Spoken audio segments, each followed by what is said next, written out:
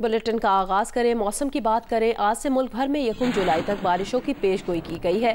महकमा मौसमियात के मुताबिक आज से बहेरा अरब और खलीज बंगाल से मानसून हवाएं मुल्क में दाखिल होने का इम्कान है, जिसके ज़ेर असर कराची समेत सिंध, इस्लामाबाद, बलूचिस्तान, पंजाब, खैबर पख्तूनख्वा, गिलगित बल्तिस्तान और कश्मीर में बारिश होगी। मंगल को मुल्क में सबसे ज़्यादा दर्जा हरारत तुरबत और जैकबाबाद में 49 डिग्री रिकॉर्ड किया गया। दादू 48, सिब्बी, लसबेला, खैरपुर 47, रोहड़ी, पडीदन, मोंजदड़ो, लाड़काना, बहावलपुर 46, लाहौर, मुल्तान, फैसलाबाद 43, इस्लामाबाद, मुजफ्फराबाद 42, कराची, पेशावर 41 डिग्री रिकॉर्ड किया गया।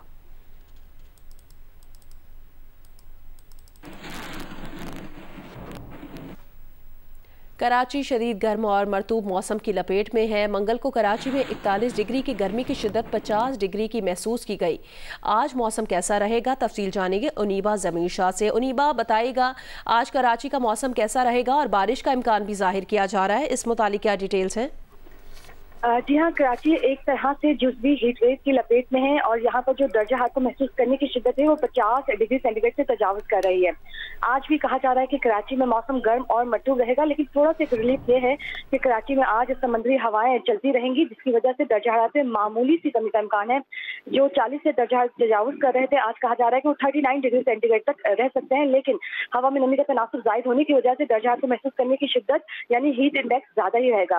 फिलहाल आज कराची में बारिश की पेशेंगोई नहीं की गई है। कहा गया है कि क्योंकि मानसून हवाएं मुल्क में दाखिल हो रही हैं, तो मशरकी सिंध और जो जनूबी सिंध के इलाके हैं वहां पर बारिशें हो सकती हैं। कराची में कहा जा रहा है कि 28 जून के बाद बारिश के कुछ इम्कानात बन सकते हैं, क्योंकि मानसून हवाओं का जो सिस्टम खलीज बंगाल से मुल्क में दाखिल होता है, तो कहा जाए तो कराची इस सिस्टम के आखिरी हद पर होता है। तो कराची में मौसम की जो प्रेडिक्शन है काफी ट्रिकी होती है। फिलहाल कराची में बारिश का इम्कान नहीं, लेकिन कहा जा रहा है कि इस आज से 1 जुलाई के दौरान एक अच्छी बारिश कराची में हो सकती है, गरज चमक के साथ बारिश हो सकती है, लेकिन 28 जून के बाद ज्यादा इम्कान। कराची में 28 जुलाई के बाद बारिश का इम्कान है। आज कराची में मौसम गर्म और मरतूब रहेगा। उनीबा ज़मीर शाह, बहुत शुक्रिया आपका।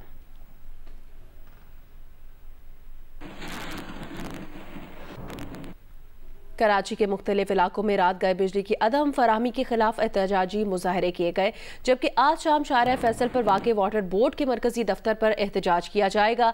ट्रैफिक पुलिस ने मुतबादिल रास्ते इख्तियार करने की हिदायत की है। तफसील जानेंगे जियो न्यूज़ के नुमाइंदे कमर अली मस्तोई से। शहर में पानी की किल्लत और मुख्तलिफ इलाकों में पानी की अदम फराहमी के खिलाफ जमात इस्लामी की जानिब से आज वाटर कॉरपोरेशन के दफ्तर के बाहर एहतजाजी धरना दिया जाएगा, जिसकी क़यादत जो है वो जमात इस्लामी कराची के अमीर करेंगे। इस सिलसिले में जो है वो ट्रैफिक पुलिस की जानिब से भी शहरियों को मुतबादिल रास्ता इख्तियार करने की हिदायत दी गई। एहतजाज का सिलसिला जो है वो रात गए भी जारी रहा। स्कीम 33 में सफरा चोने के करीब शहरियों ने पानी और बिजली की अदम फराहमी के खिलाफ एहतजाज किया। इसी तरह 3 हट्टी के करीब भी शहरियों ने एहतजाज किया। लियाकताबाद के मुख्तलिफ इलाकों के रिहायशियों ने जो है एहतजाज के दौरान 3 हट्टी से लियाकताबाद आने वाले जाने वाले रोड पर रुकावटें खड़ी करके जो है वो ट्रैफिक को मुअत्तल कर दिया। पुलिस ने मुजाहिरीन से मुज़ाकरात किए, जिसके बाद जो है वो शहरियों ने एहतजाज ख़त्म किया। गुज़िश्ता रोज़ भी शहर के मुख्तलिफ इलाकों में, जिसमें मरीर 15 का इलाका शामिल है, साथ साथ जो है मरीर सिटी का इलाका शामिल है, लियाकताबाद, रिजविया सोसाइटी, लायन ज़ीरा समेत मुख्तलिफ इलाकों में शहरियों ने पानी और बिजली की अदम फराहमी के खिलाफ एहतजाज किया।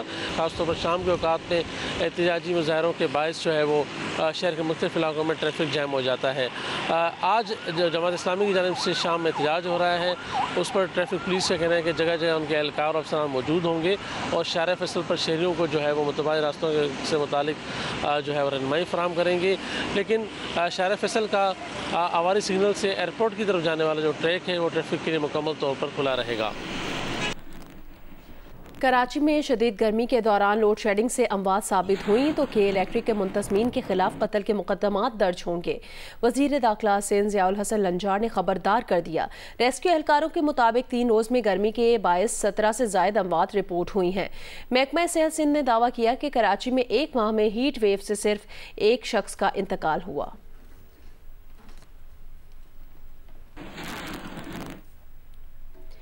नवाब शाह शदीद गर्मी की लपेट में है। ऐसे में बिजली की लोड शेडिंग ने शहरियों को शदीद मुश्किल में डाल दिया है।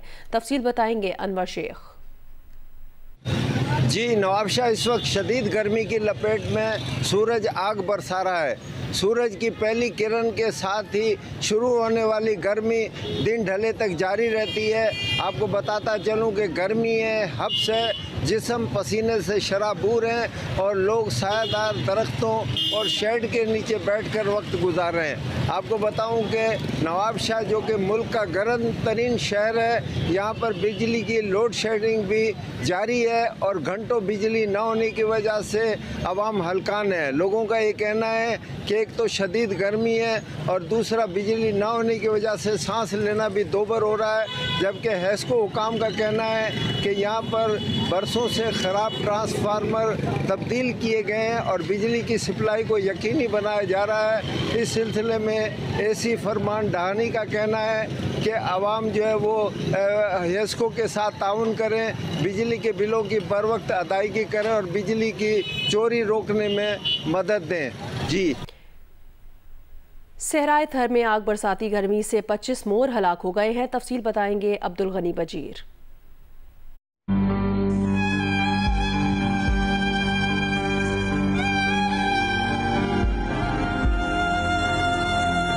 थरपारकर में जहां गर्मी की शिद्दत ने इंसानों के मामूलात ज़िंदगी को मुतासर किया है, वहां हसीन और जमील मोर परिंदों के लिए भी जानलेवा साबित हो गई है।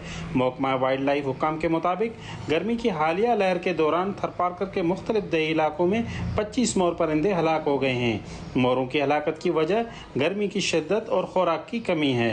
उनकी जो न्यूट्रिशन है वो भी जंगल में सही नहीं हो रही। बीमारी जो ना क्लाइमेट चेंज की वजह से काफ़ी हद तक इनको मुतासर कर रही है। मेडिसिन्स भी दी हैं और हम कोशिश कर रहे हैं कि ये कैजुअल्टीज़ कम हो। ताहम मकामी अफराद का कहना है कि मोरों की हलाकत की तादाद इससे कहीं ज़्यादा है। रोज़ाना दर्जनों बीमार मोर इलाज न होने की वजह से तड़प तड़प कर हलाक हो रहे हैं। पूरा महीना हो चुका है, आस्ते आस्ते 1 2 3 डेली मर जाते हैं। मोर कई ऐसे ही मर चुके हैं, लेकिन उनका कोई इलाज किया नहीं गया है। कि हम अपील करना चाहते हैं कि इनका इलाज किया जाए। थरी बाशिंदों ने हुक्काम बाला से अपील की है कि फौरी नोटिस लेकर बीमारी के बायस मरने वाले इन हसीन और जमील मोर परिंदों को मरने से बचाया जाए। कैमरामैन सुजावल के साथ अब्दुल गनी बजीर, जियो न्यूज़, थरपारकर। सानिहा 9 मई के मुकदमात की समाअत आज अडियाला जेल रावलपिंडी में होगी। बानी पीटीआई समेत दीगर मुल्जिमान पर फर्द जुर्म आयद किए जाने का इम्कान है। मुकदमात में नामजद वज़ीर आला KP अली अमीन गंडापुर पीटीआई रहनुमाओं कारकुनान को आज अडियाला जेल तलब किया गया है। अडियाला जेल के अतराफ सिक्योरिटी सख्त और पुलिस की इजाफी नफरी तैनात है।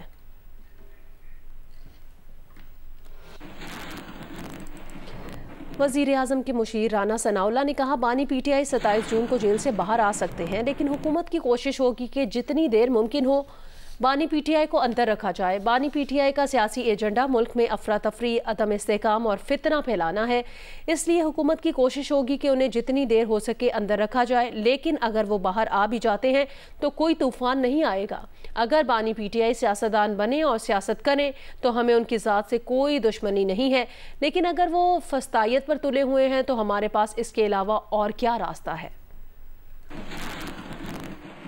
इमरान खान जो है वो उसका बुनियादी तौर पे उसका बयानिया, उसका सियासी एजेंडा ये है कि मुल्क को डिस्टेबल किया जाए, मुल्क में अफरा तफरी और फितना जो है वो उसको फैलाया जाए। इसलिए हुकूमत की बिल्कुल ये कोशिश होगी कि इसे जो है वो जितनी देर भी पाबंद रखा जा सके इसे रखे। मुल्क की बेहतरी इसी में है, इसकी पूरी कोशिश जो है वो की जाएगी। जायज़ कानूनी ज़राए से जो भी केसेस बनते हैं वो ज़रूर बनेंगे। हम ज़बरदस्ती नहीं रखेंगे, आइन और कानून के मुताबिक रखेंगे। इससे पहले भी जो मुकदमात उनके खिलाफ बने हैं वो आइन और कानून के मुताबिक ही बने हैं। ये केसों पे जो केस बनते हैं ये किस पे नहीं बनते रहे। अगर वो बाहर आ भी जाते हैं तो कोई तूफान नहीं आ जाएगा। इमरान खान अगर सियासत करे, सियासतदान बने तो खुदा की कसम कोई हमें उसकी जात से कोई दुश्मनी नहीं है। जब वो इस बात पे तुला हुआ है तो फिर आप मुझे बताएं कि हमारे लिए फिर इसके अलावा और क्या रास्ता है कि हम उसकी इस फस्तायत का, इस फितने का, इस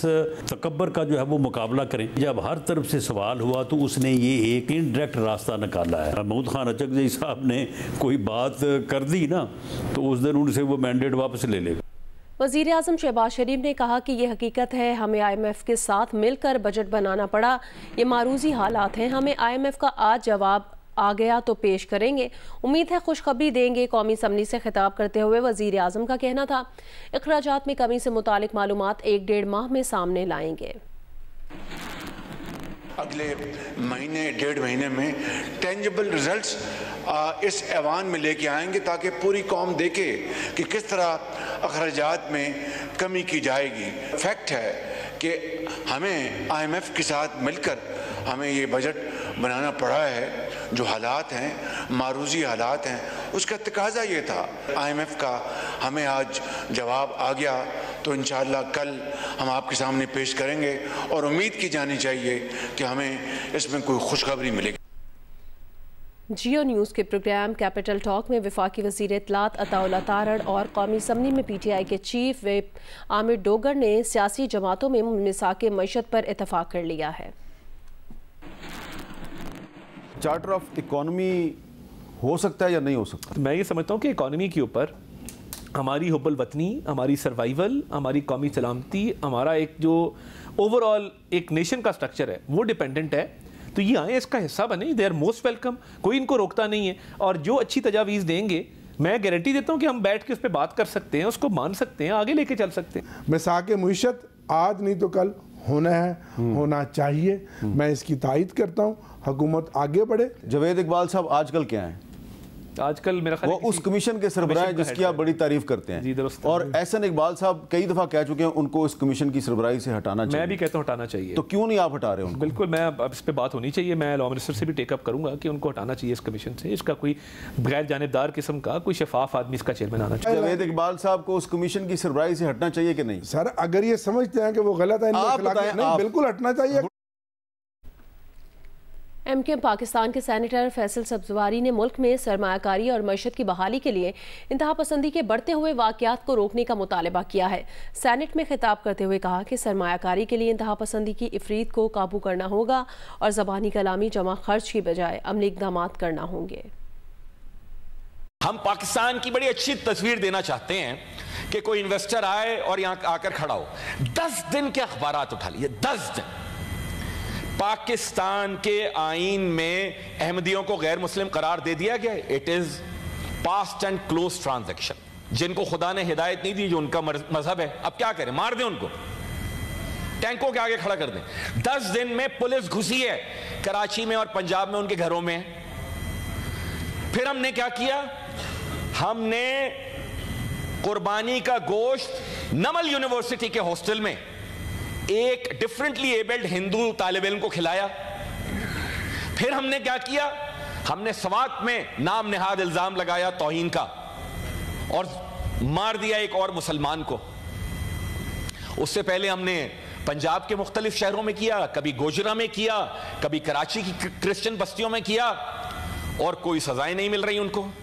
और हम ये चाहते हैं कि वो इन्वेस्टर यहां पर आए जो गलती से अगर मुसलमान नहीं हो, मुसलमान भी हुआ, किसी से लेन देन का तनाजा हुआ और मैंने झूठी कसम खा के किसी ने भी उस पर इल्जाम लगा दिया, तौहीन का जला देंगे लोग। इस तरीके से तो नहीं होगी इन्वेस्टमेंट, इस तरीके से तो मईशत बहाल नहीं हो सकती।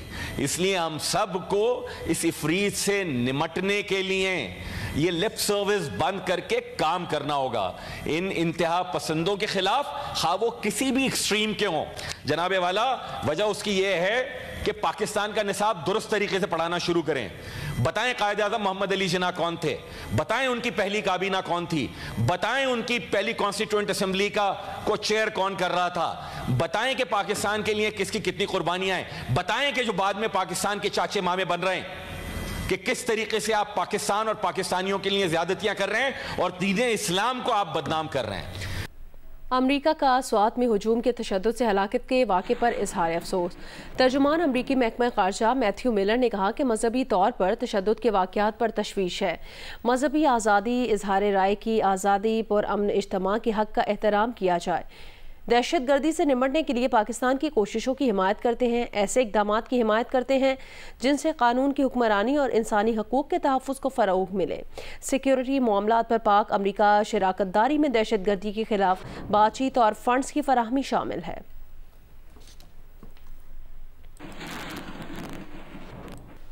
केनिया के इस मुतनाज़ फाइनेंस बिल में आखिर ऐसा क्या है कि पूरा मुल्क सड़कों पर निकल आया है।